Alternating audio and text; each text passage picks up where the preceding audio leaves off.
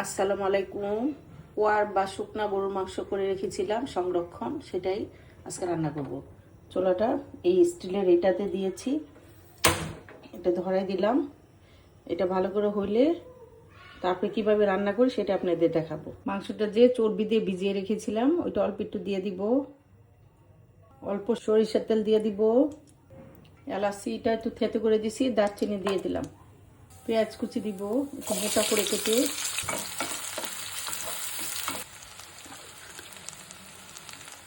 রসুন বাটা দিলাম, 1 চা চামচ রসুন বাটা দিলাম, জিরা, এলাচি, দারচিনি, আদা 1.5 চামচ দিয়ে দিলাম। ভালো করে কষাবো। আজ রান্না করব কোয়ারবের মাংস বা সংরক্ষণ করা গরুর মাংস দিয়ে, আলু দিয়ে। ধনিয়া গুঁড়া আধা চামচ, লবণ পরিমাণ মতো, হলুদ 1 চামচ, শুকনো মরিচের গুঁড়া 2 চা চামচ, অল্প পানি দিব, ঢেকে দিব।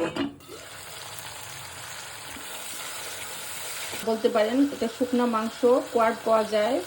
এই মাংসটা আমি সংরক্ষণ করে রেখেছি চর্বি দিয়ে ভেজে, একটু দেখায় হাত দিয়ে দেখেন। শিলপাটা একটু থেতো করে নিয়েছি, নিয়ে একটু ভিজিয়ে রেখেছি, এখন এটা দিয়ে দিব। এই রান্নাগুলা হারিয়ে যাচ্ছে, আমি আমার চ্যানেলের মাধ্যমে এই রান্নাগুলা আপনাদের মধ্যে তুলে ধরতেছি। আমরা ছোটোবেলায় এভাবে মাংসটা ভেজে চর্বির ভিতর রেখে দিত বা শুকিয়ে রাখতো, পরে আমাদের তো তখন ফ্রিজ ছিল না, তখন এইভাবে করে আমরা খেতাম। ঢেকে রাখবো।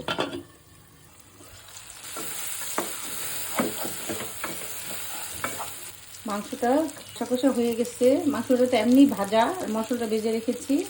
আলু দিয়ে দেবো, আলুটা এভাবে মোটা করে দিব, একটু বেশি করে আলু দিব। আমরা ছোটোবেলায় যেভাবে রান্না খেয়েছি আপনাদেরও এভাবেই আমি রান্নাটা দেখাচ্ছি।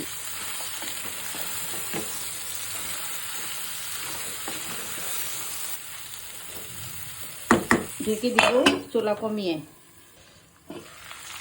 নাড়াটা দিব, এরকম করে ভেজে নিব। আলুটা যেন এই কষানোর মধ্যে সিদ্ধ হয়ে যায়, এরকমভাবে চুলা কমিয়ে আমরা কষাবো। আপনারা এই রান্নাটা এমনিও ভুনা করতে পারেন, কিন্তু আলু দিয়ে রান্না করলে ভুনা মাংসটা খুব মজা লাগে। ঢেকে দিব। মাংসটা কষানো হয়ে গেছে, খুব সুন্দর একটা সেন্ট বেরিয়েছে। কোয়ার বা শুকনো মাংস দিয়ে গরম পানি দিয়ে দিব।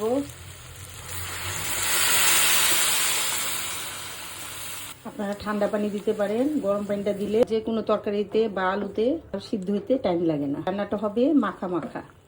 যখন ঈদের মাংস শেষ হয়ে যায়, কিন্তু এই শুকনো মাংস শুকিয়ে এরকম ভেজে রেখে দিলে অনেক দিন খাওয়া যায়।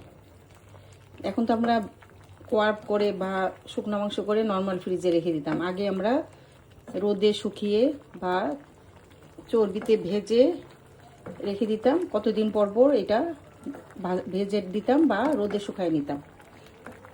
লবণটা দেখব, লবণ ঠিক আছে, ঢেকে দিব।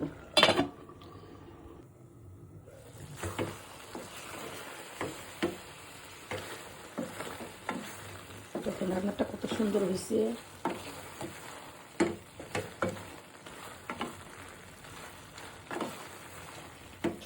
এরকম মাখা মাখা হবে।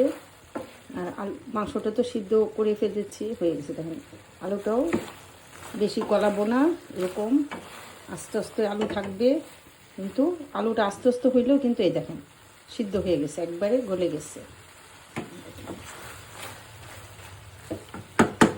উপরে একটু জিরা দিয়ে দিলাম, জিরাটা একটু আদা আদা গুঁড়া, মানে পুরা গুঁড়া করবো না, জিরাটা দিয়ে দিলাম উপরে, দিয়ে ঢেকে দিব। রান্না হয়ে গেছে, চুলাটা বন্ধ করে দিব।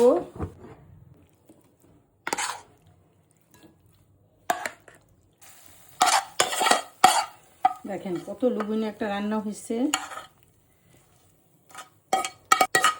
আগের মানুষে করতো, আমার মা চাচিরা বা আমার শাশুড়িরা করতো।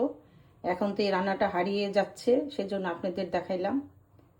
এই রান্নাটা আমি করি মাঝে মাঝে, সেজন্য আমার যে জেনারেশন তাদেরকে দেখাইলাম।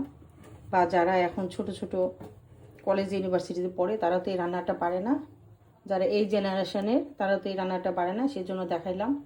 এই হারিয়ে যাওয়া রান্নাগুলা আমার চ্যানেলের মাধ্যমে আপনাদের দেখাইতেছি। আমার এই রান্নাগুলো যদি আপনাদের ভালো লাগে, লাইক, কমেন্ট, শেয়ার ও সাবস্ক্রাইব করবেন। আল্লাহ হাফিজ।